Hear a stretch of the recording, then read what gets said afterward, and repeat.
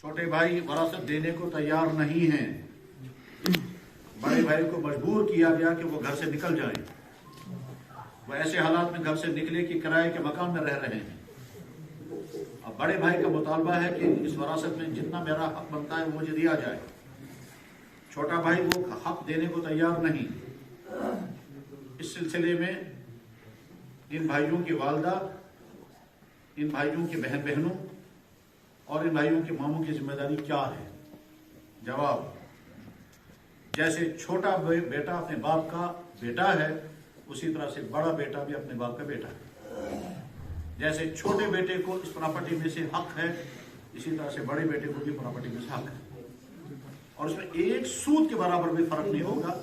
जितना छोटे भाई का हक है उतना बड़े भाई का भी। इस सिलसिले में छोटे भाई की भी जिम्मेदारी है, मामों की भी जिम्मेदारी है, वालदा और बहनों की जिम्मेदारी है, और बहनों की जिम्मेदारी है मुसलमान होने की हैसियत से कि इस पूरे केस का शरई फैसला करें, चाहे बरादरी के जरिए करवाएं, चाहे मुफ्तियों के जरिए कराएं। और अगर नहीं तो इसके माना यह है कि इस भाई के पास अगर बड़े भाई का या छोटे भाई का हिस्सा एक पाई में रहता है तो वो जुल्म होगा, वो नाजायज होगा, वो हराम होगा। दूसरा सवाल ये पूछते हैं कि यहाँ बहुत सारे लोग ये समझते हैं कि अगर बेटी ने हिस्सा ले लिया या बहन ने हिस्सा ले लिया तो उसके बाद फिर वो अपने मायके से हमेशा के लिए कट हो गई और मायके से उसके दरवाजे हमेशा के लिए बंद हो गए। तो आप बंद कर रहे हैं जालिमाना तौर पर। शरीयत तो बंद नहीं करती, तो शरीयत तो उसके बाद उसको अपना भाई मानती है। और इसी सिलसिले में तीसरी बात यह है कि वरासत तकसीम करने में हर एक को हक मांगने का हक है, मगर उतना ही जितना शरीयत देती है, उससे ज्यादा नहीं। या हमारे माशरे में ऐसा भी होता है कि वरासत मांगते हुए उससे ज्यादा मांग रहे हैं जितना उनका हक नहीं है।